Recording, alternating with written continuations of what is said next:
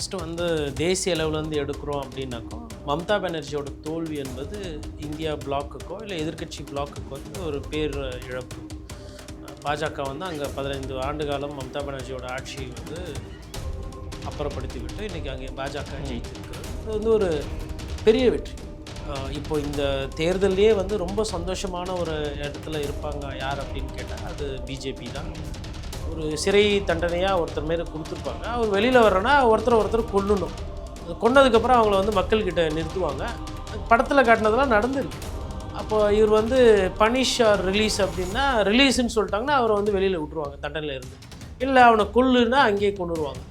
இப்படியெல்லாம் இருந்திருக்கு. அதாவது ஜனநாயகத்தினுடைய நல்லது பேசக்கூடிய நம்மளே ஜனநாயகம் தவறானவர்கள்கிட்ட போச்சுன்னா மக்கள் அதுக்கு ஒரு பெரிய விலையை கொடுப்பாங்க அப்படின்றதையும் நம்ம பார்க்குறோம்.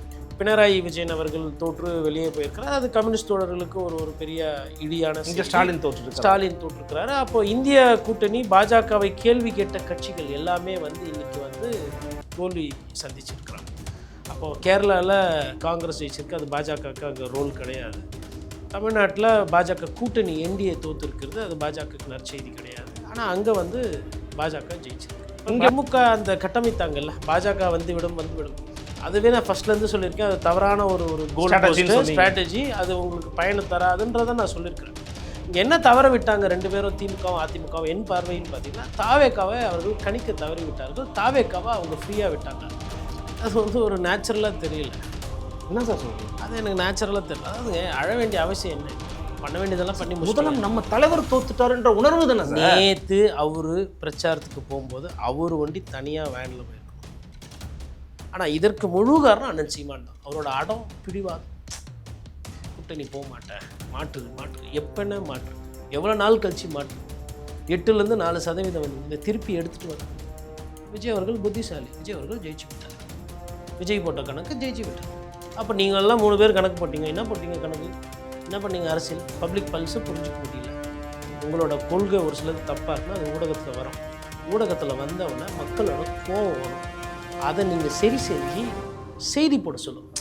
ஓகே, சரி பண்ணிட்டோன்னு பண்ண சொல்லுங்கள். வேங்கை வயல் மாதிரி ஒரு விஷயம் நடக்குது வச்சுக்கோங்க, ஒரு பேச்சுக்கு. அவங்க என்ன பண்ணாங்க? முட்டு கொடுத்தாங்க. அதுக்கு உடனே போனாங்க, க்ளீன் பண்ணிட்டாங்க. பாம் வச்சு உடச்சிருக்கணும். உடச்சிட்டு திருப்பி ஒரு பெரிய சின்டெக்ஸ் டேங்க்கு தொடர்ந்து அங்கே எல்லாரையும் கூப்பிட்டு திருவிழா மாதிரி தொடங்கி முதலமைச்சர் போயிருக்கணும், டெபுட்டி சிஎம் போயிருக்கணும். இந்த காங்கிரஸ் கட்சி இந்த திமுகவில் இருந்து கூட்டணியில் வந்தவொன்னே ஆட்சிக்கு பிறகு ஓடி வரவங்களெல்லாம் நீங்கள் சேர்த்துக்கோங்க. ஆனால் அவங்க கிட்ட கொஞ்சம் உஷாராக இருக்கும். ஏன்னா திமுக எதிரி, அண்ணா திமுக எதிரி. ஆனால் இவங்க அங்கேருந்து ஓடி வந்தவங்க.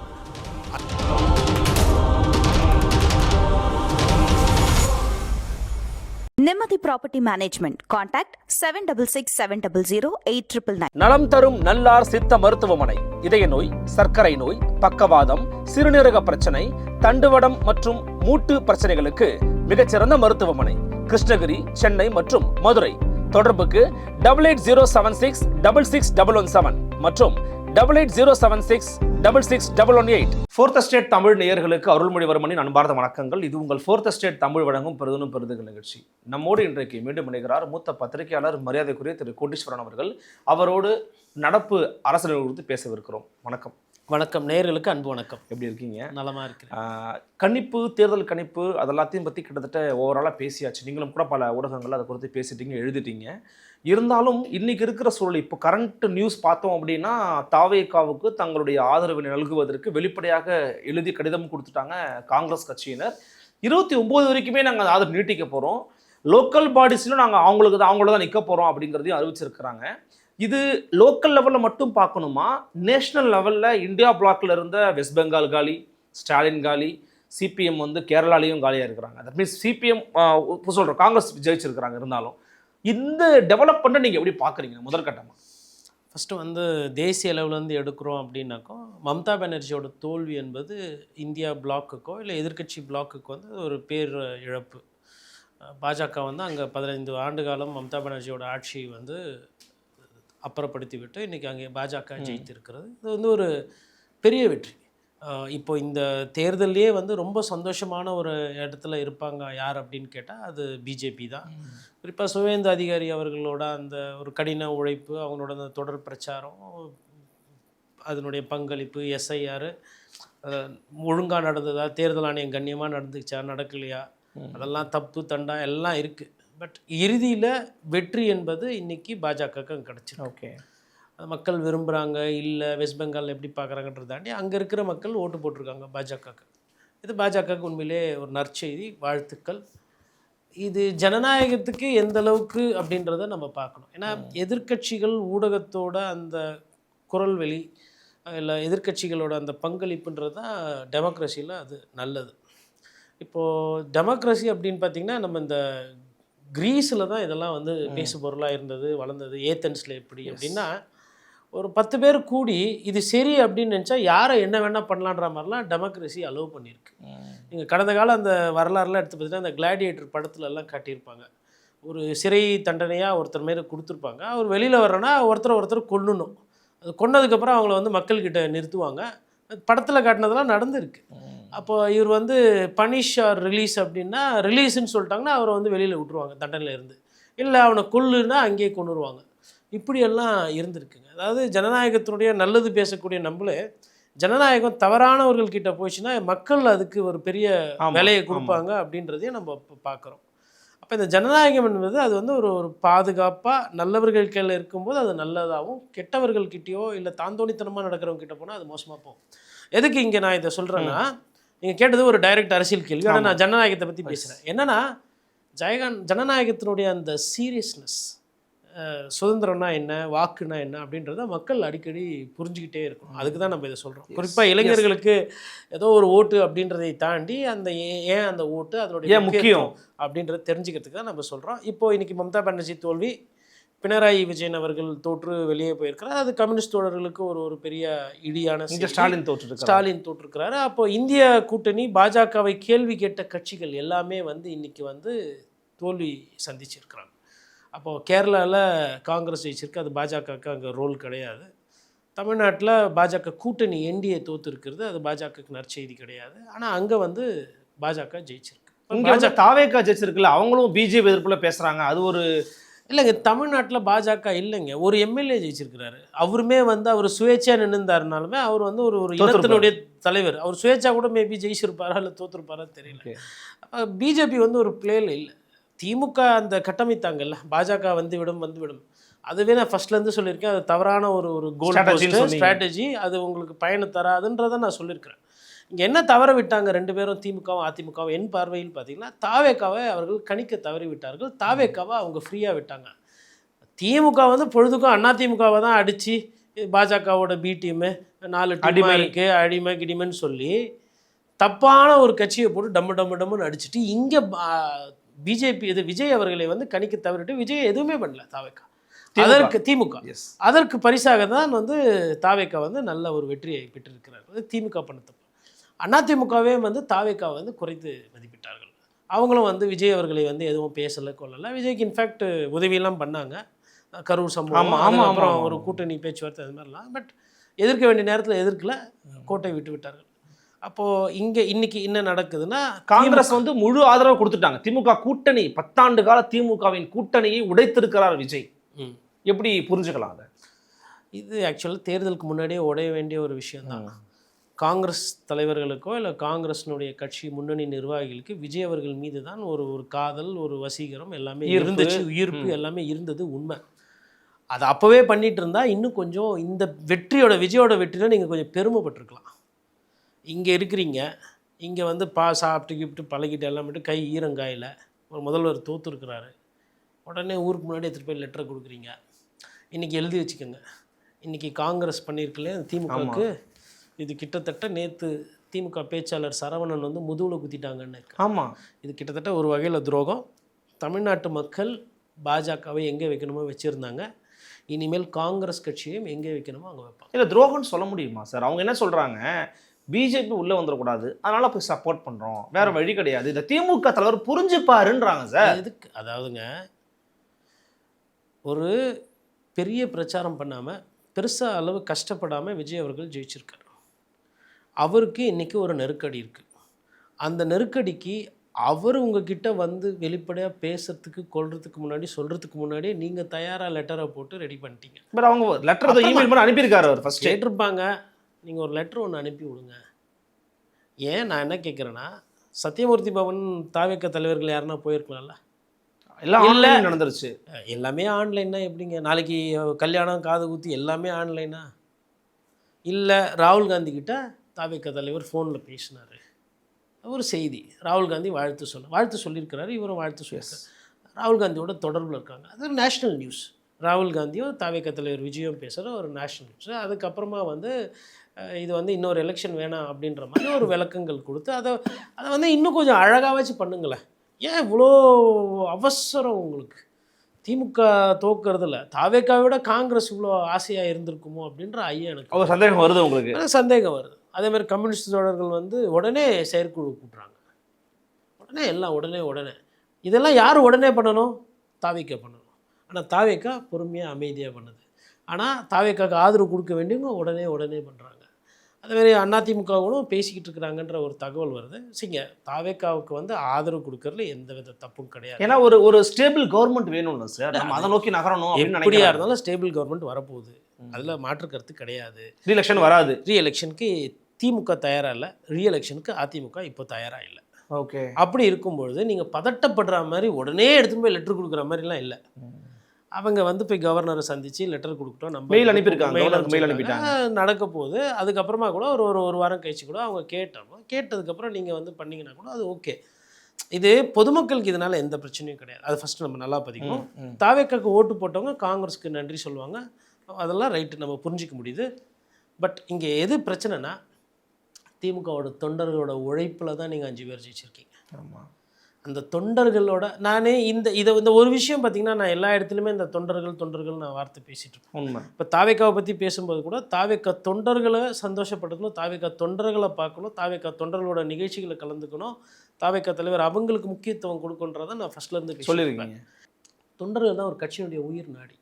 இன்றைக்கி விஜய் அவர்கள் ஒண்டி ஜெயிச்சிருக்காரு அப்படின்றதை தாண்டி விஜயோட தொண்டர்கள் வந்து ஃபோனில், செல்ஃபோனில் அவ்வளோ அளவுக்கு பேசியிருக்காங்க. அவங்க போய் வீடு வீடாக நீங்கள் ஓட்டு போடுங்க, அவங்க குடும்பத்தில் இருக்கவங்கள கன்வின்ஸ் பண்ணியிருக்கிறாங்க, எல்லாம் சொல்லி தான் கொண்டு வந்துருக்குறாங்க. அப்போ அந்த தாவேக்கா தொண்டர்கள் இன்றைக்கி உற்சாகமாக இருக்கிறாங்க, திமுக தொண்டர்கள் சோர்வாக இருக்கிறாங்க. அப்போ காங்கிரஸ் வந்து கொஞ்சம் அந்த ஒரு இதை இன்னும் கொஞ்சம் கண்ணியமாக பண்ணணுன்றது தான் என்னோட புரிதல். சப்போர்ட் பண்ணுங்க, ஒன்றும் இல்லை. இப்போது இந்த லெட்டர்ஸ்லாம் போட்டு கொடுத்தாச்சு. திமுகவுக்கு இது ஒரு பாடம். திமுகவுக்கு இது ஒரு பாடம், மிகப்பெரிய பாடம். அதாவது எது பலம் நினச்சாங்க, கூட்டணி தான் பலம் நினச்சாங்க, அந்த கூட்டணி பலவீனமாச்சு. எது பலம் நினச்சாங்க, அதிகாரிகள் பலம் நினச்சாங்க, அந்த அதிகாரிகள் தான் இது பண்ணாங்க. ஒரு சில முக்கிய அமைச்சர்களை ஒண்டியே நம்பி நீங்கள் களமாடினீங்க. அதை விரல் விட்டு எண்ணலாம். ஐயா செந்தில் பாலாஜி, ஐயா சேகர் பாபு, ஐயா ஈவாவேலு, அப்புறம் ஐயா கேஎன்ஆர், இந்த 4 இடத்துலையும் பேடி விசிலு புரட்டி போட்ட இந்த 4 இடம் இருக்குல்ல, அது இங்கே தான். அதாவது திருவண்ணாமலையில் வந்து அதிமுக ஜெயிச்சிச்சு நிறைய இடத்துல, ஈவாவேல் அவர்கள் எதிர்பார்த்த அளவுக்கு வரல. திருச்சி பார்த்திங்கன்னா அங்கே விசில் வந்து சத்தம் பறந்து தள்ளிடுச்சு. மெட்ராஸில் கேட்கவே வேணாம், முதல்வரையே விசில் வந்து தூக்கி சாப்பிட்டுச்சு. அப்போது இதுக்கப்புறமா நீங்கள் வந்து இந்த பழைய கட்சிக்காரர்களை நம்பி யார், அதாவதுங்க ஒரு பவர் வந்து டீசென்ட்ரலைஸ் ஆகும். ஆகலன்றீங்க. ஆகலை. அதாவது நேற்று நீங்கள் பார்த்துருப்பீங்க சார், இந்த அறிவிப்பு வந்த உடனேயே மறுநாளே அறிவிப்பு வந்து அன்னைக்கு இரவே வந்து ட்வீட் போடுறாரு முதலமைச்சர் அவர்கள், நம்ம போய் மக்களை சந்திக்கணும், நாளைக்கு நான் குளத்தூருக்கு போகிறேன், நீங்களாம் போங்க அப்படிங்கிறாரு. நேற்று போனார். கூடவே நீங்கள் பார்த்துருப்பீங்க மரியாதைக்குரிய ஐயா சேகர் பாபு அவர்கள் அவ்வளோ உணர்வு பெருக்கோடு வந்து அழுகிறாரு. தொண்டர்கள் அழுகிறாங்க, தொண்டர்களை பார்த்து அழாதீங்க அப்படின்னு சொல்கிறார் முதலமைச்சர். ஆனால் இவர் கட்டுப்படுத்த முடியாமல் அழுகிறாரு. அதை பார்க்கும்போது உங்களுக்கு என்ன தோணுச்சு? ஆக்சுவலி அது நான் கேட்டுக்க விரும்புகிறேன். எனக்கு அது வந்து ஒரு நேச்சுரலாக தெரியல. என்ன சார் சொல்கிறீங்க? அது எனக்கு நேச்சுரலாக தெரியல. அதாவது அழ வேண்டிய அவசியம் என்ன? இப்போ பண்ண வேண்டியதெல்லாம் பண்ணி முதல்ல நம்ம தலைவர் தோத்துட்டாருன்ற உணர்வு தானே சார். நேற்று அவர் பிரச்சாரத்துக்கு போகும்போது அவர் வண்டி தனியாக வேனில் போயிருக்கணும். தப்புன்றீங்க இது? அவர் வண்டி முதல்வர், அவர் முன்னாள் முதலமைச்சர், இன்னைக்கு கொளத்தூரில் தோத்து போய் திமுகவின் தலைவர், அவர் வண்டி தனியாக போட்டோம். இனிமேல்ட்டு இந்த அவர் கூட போகிறது, இந்த வண்டிக்கு முன்னாடி ஓடுறது, கதவு திறந்து விடுறது, இதெல்லாம் பண்ணாதீங்க.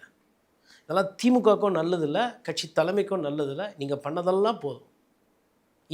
இந்த தீர்ப்பு இருக்குது பாருங்கள். கொளத்தூரில் முதல்வர் ஸ்டாலின் அவர்கள் தோத்ததை திமுக தொண்டர்கள் வண்டியில் அதிமுக தொண்டர்களும் விரும்பலை. உண்மைதான். அதிமுக தொண்டர்களும் திமுக தொண்டர்களும் என்ன மனநிலையில் இருக்கிறாங்கன்னா, நம்மளுக்குள்ளே சண்டை போட்டு ஒருத்தருக்கு விட்டுட்டோமே, நம்மளை மாறி தாக்கி அதை கவனிக்கலையே அப்படின்ற அந்த மனநிலை. ஏன் அந்த மனநிலைக்கு போகிறாங்கன்னா, எதிர்க்கட்சி தலைவர் எடப்பாடி பழனிசாமி ஜெயிச்சு ஆக முடியல. கட்சி 70 சட்டமன்ற தொகுதிக்கிட்ட 59 சட்டமன்ற தொகுதி ஜெயிச்சு முதல்வர் வந்து சட்டமன்றத்துக்கு போக முடியல. இப்போ இது என்ன அப்படின்னும் போது ஏதோ ஒரு வகையில் பெரிய பாதிப்புக்கு உள்ளாயிருக்கு திமுகவும் அதிமுக. அப்போது இது வந்து அந்த தொண்டர்களுக்கு வந்து ஒரு சோர்வில் இருக்காங்க, அப்செட்டில் இருக்காங்க. அந்த தொண்டர்களை உற்சாகப்படுத்துறதுக்கு அந்தந்த தலைமை இனிமேல் என்ன பண்ண போகுதுன்றது ரொம்ப முக்கியமானது. பட் அழுது தேவையில்லைன்னு நினைக்கிறதுக்கான காரணம் என்ன? இது ஒரு ஃபீலிங் கடந்து ஏன் நீங்கள் போக மாட்டேங்கிறீங்க? இல்லைங்க, இதுக்கு கொடுத்த விலை இருக்கு இல்லையா, ரொம்ப அதிகம். ஒரு சட்டமன்றத்தில் வந்து இன்றைக்கி எடப்பாடி பழனிசாமி இருக்கிறார். கண்டிப்பாக அவரோட அனுபவத்தை பற்றி பேசுவார், குடிமராமத்தை பேசுவார், அம்மா உணவகம் பற்றி பேசுவார், அம்மையார் ஜெயலலிதா நீட்டு உள்ஒதுக்கீடு, பாதுகாப்பு வேளாண்மை அறிவிச்சுக்கு இதெல்லாம் பற்றி பேசுவார். அதே மாதிரி விஷயங்களை ஸ்டாலின் அவர்களும் சட்டமன்றத்தில் பேசணும்.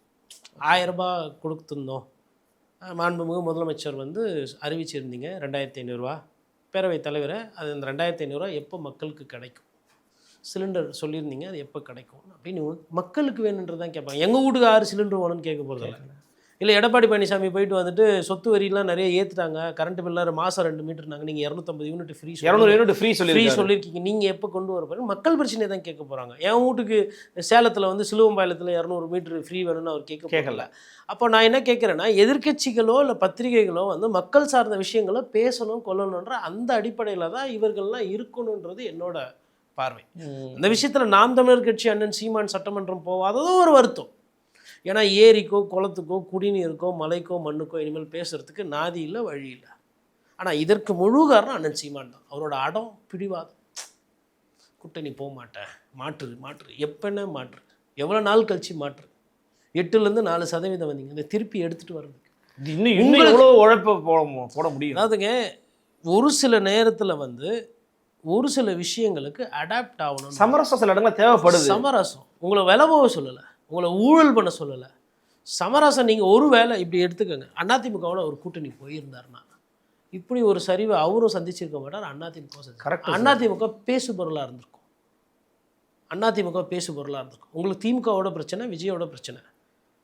இப்போது திமுக எதிர்ப்பு ஓட்டை பிரித்து நீங்களும் நொந்து நூடுல்ஸ் ஆகி அதிமுகவையும் நூடுல்ஸ் ஆக்கி திமுகவும் தோற்று போய் இப்போ எல்லாம் வந்து விஜய் அவர்களை பார்க்குறீங்க. விஜய் அவர்கள் புத்திசாலி, விஜய் அவர்கள் ஜெயிச்சு விட்டார். விஜய் போட்ட கணக்கு ஜெயிச்சு விட்டது. அப்போ நீங்கள்லாம் 3 பேர் கணக்கு போட்டிங்க, என்ன போட்டிங்க கணக்கு, என்ன பண்ணீங்க? அரசியல் பப்ளிக் பல்ஸு புரிஞ்சிக்க முடியல. இது ஏன் இந்த தவறு நடந்துச்சு அப்படின்னா ஊடகத்தோட வாயை மூடுனதுனால கிடைச்ச வேலை. ஓகே, அதனால தான் சொல்கிறேன், தாவேகா தலைவர் விஜய் அவர்களுக்கு அன்பான வேண்டுகோள், நீங்கள் நல்லா ஆட்சி பண்ணணுன்ற அந்த அடிப்படையில் மக்கள் ஓட்டு போட்டிருக்காங்க. அந்த இடத்துலேருந்து ஒரு பத்திரிகையாளராக நான் என்ன சொல்கிறேன்னா, அவருக்கு ஒரு வேண்டுகோள், ஊடகத்தை வேலை செய்ய விடுங்க ஃப்ரீ. உங்கள் கட்சிக்காரங்க தப்பு பண்ணாங்கன்னா அது ஊடகத்தில் வரட்டும். உங்களோட கொள்கை ஒரு சிலது தப்பாக இருக்குன்னா அது ஊடகத்தில் வரும். ஊடகத்தில் வந்தவுடனே மக்களோட கோபம் வரும். அதை நீங்கள் சரி செஞ்சு செய்தி போட சொல்லும். ஓகே, சரி பண்ணிட்டோன்னு பண்ண சொல்லுங்கள். ஓ, வேங்கை வயல் மாதிரி ஒரு விஷயம் நடக்குது வச்சுக்கோங்க, ஒரு பேச்சுக்கு. அவங்க என்ன பண்ணாங்க, முட்டு கொடுத்தாங்க. அதுக்கு உடனே போனாங்க, க்ளீன் பண்ணிட்டாங்க. பாம் வச்சு உடச்சிருக்கணும். அதை உடச்சிட்டு திருப்பி ஒரு பெரிய சின்டெக்ஸ் டேங்க்கு தொடர்ந்து அங்கே எல்லாரையும் கூப்பிட்டு திருவிழா மாதிரி தொடங்கணும். முதலமைச்சர் போயிருக்கணும். இப்போது அதை தான் பண்ணியிருக்கணும். இப்போ கள்ளக்குறிச்சியில் சாராய சாவு இல்லை, அது விஷ சாராயம், அது வந்து கெமிக்கல் 2 மிக்ஸ் ஆயிடுச்சு. இப்போ செத்து போனது உண்மை. இப்போ ரசாயன பொருள்னு சொல்கிறதுக்கும் கள்ள சாராயம்னு சொல்கிறது தான் உங்களுக்கு பிரச்சனையா? கிட்னி திருட்டுன்னா திருட்டு தான், இல்லை அது முறைகேடு. இந்த வார்த்தை ஜாலங்களெல்லாம் விட்டுடுங்க. அதனால் விஜய் அவர்கள் வந்து அவர் யாரை வந்து நேசிக்கணும்னா அவரை விமர்சனம் பண்ணுறவங்களும் நேசிக்கணும். அவருக்கு யார் ஜிங்சா அடிக்கிறாங்க, யார் முட்டு கொடுக்குறாங்களோ அவங்கள வந்து வணக்கம் வச்சுட்டு 10 அடி தள்ளி வைக்கிறது அவரோட ஆட்சிக்கு நல்லது, அவரோட கட்சிக்கு நல்லது. விமர்சனம் என்பது வரும். அந்த விமர்சனத்தை எதிர்கொண்டு அதை சரி செய்து, எப்போ நீ என்னை பற்றி செய்தி போட்டல, இந்த இந்த இந்த ஆஸ்பத்திரியில் முறைகேடு, இந்த ஆஸ்பத்திரி தப்பு நடந்து செய்தி போட்டல, அந்த டீன் சஸ்பெண்ட் பண்ணியிருக்கான். அந்த அந்த ஆஸ்பத்திரி மேலே நான் துறை ரீதியாக நடவடிக்கை எடுத்திருக்கேன். இந்த டீன் சஸ்பெண்ட் பண்ணி நான் இன்னொருத்தர் அங்கே டீனாக போட்டிருக்கேன், அவர் மீது துறை இந்த செய்தியை போடு. எக்ஸ்ரே தட்டுப்பாடு ஒரு இடத்துல செய்தி வருதா, அந்த செய்தியை பார்த்துட்டு நடவடிக்கை எடு. ஒரு 2 பேர் வந்துட்டு தாவேக்காக்காரங்க வந்துட்டு ஏதோ ஒரு தப்பான விஷயம் பட்டாங்களா, தாவேக்கா தலைமை கழகம் அறிவு, கட்சியிலேருந்து நீக்கம், கைது, நடவடிக்கை எடுத்திருக்கோம்.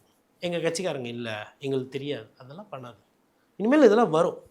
அதனால் நான் முன்கூட்டியே நான் எதுக்கு சொல்கிறேன்னா, அப்போ தாவேக்கா ஒரு கட்சியாக மாறும்போது அது நிலைநாட்டி கொள்ள முடியும். அதனால் அந்த ஊடகம் வாயை மூடுறது, அதேமாதிரி கோர்ட்டிலேருந்து எதனா ஒரு தீர்ப்பு வருது, ஒரு ஒரு விஷயம் வருதுன்னா அது 100% உடனடியாக அமலுக்கு கொண்டு வந்துடணும். கோர்ட்டு சொன்னால் அதை கேட்கணும். அப்போது சட்டத்தின் அடிப்படையில் இங்கே ஆட்சி நடக்குதுன்றதை அப்படின்றத உறுதிப்படுத்தி மக்கள் அதை பார்த்து சந்தோஷப்படும். அப்போ உங்களுக்கு பாராளுமன்ற தேர்தலையோ வருகின்ற இது உள்ளாட்சி மக்கள் வந்து அவர் ஒரு நடிகர் இல்லை, வெறும் வந்து அவர் அதை தாண்டி வந்து ஒரு அரசியல்வாதியாக மாறி இருக்காரு, ஒரு பரிணாம வளர்ச்சிக்கு நோக்கி அந்த கட்சி வந்து நகர்ந்து கொண்டிருக்கிறதுன்றோம். இன்னொரு ரொம்ப முக்கியமான விஷயம், விஜய் அவர்களை பார்க்கணுன்ற அந்த ஆர்வத்தில் இன்னமும் சாலைகளில் வந்து மக்கள், அதாவது ரசிகர்கள் வந்து அங்கங்கே தேங்கி நிற்கிறத நான் 2 நாளாக பார்க்குறேன். முதல்ல அவர் சரி செய்ய வேண்டியது அது. உங்களோட முகத்தை பார்க்கணும், சந்தோஷப்படுறதுக்கு அவங்க ஏங்கிட்டு இருக்காங்க. நீங்கள் திட்டங்கள் அதெல்லாம் கூட பண்ணலாம். நீங்கள் எங்கெங்கெல்லாம் வண்டியில் போகிறீங்களோ, இப்போ கான்வாய் வந்துச்சு, முதலமைச்சர் பார்க்குற இடத்துல அந்த கண்ணாடி எடுத்துகிட்டு உங்களுக்கு பிடிச்சதை தான் நான் சொல்கிறேன். அது வந்து அங்கே ரோட்டில் பல மணி நேரம் நிற்கிறாங்க, ஒரு சிலர் பார்க்க முடியலன்ற அந்த வருத்தத்தில் போகிறாங்க. அதை வந்து அதை நீங்கள் ஆளை போட்டு சரி செய்வீங்களோ இல்லை அதை எப்படி நீங்கள் சரி செய்ய போகிறீங்க, அது உங்கள் பிரச்சனை. ஆனால் அதை சரி செய்யுங்க, அந்த ஆசையை பூர்த்தி செய்யுங்க. அவங்களுக்கு உங்களை பார்க்குறது பிடிக்குது, உங்கள் மீது அவ்வளோ காதலில் இருக்கிறாங்க, அவ்வளோ ஒரு எதிர்பார்ப்பு நம்பிக்கை இருக்குது. அதை எப்படி சரி செய்ய போகிறான்னு அது, ஆனால் அது ஒரு பிரச்சனை இருக்குது, அதை சரி செய்யும். அப்போ என்ன ஆகிடும்னா இந்த வண்டிக்கு முன்னாடி ஓடுறது, இந்த கரண்ட் பைக்கில் ஃபாலோ பண்ணி போகிறதுலாம் தவிர்க்கப்படும். ஏன்னா இதுக்கப்புறம் ஒரு அசம்பாவிதம் வேணும் நடக்கக்கூடாது. அப்படி நடந்தால் அது வந்து உங்களுக்கு தான் அது கெட்ட ஆட்சி. இப்போ ஃபஸ்ட்டாக கட்சி கெட்ட பேர், இப்போ ஆட்சிக்கு கெட்ட பேராக மாறிடும். அப்போ டபுள் பிரச்சனை இருக்குது.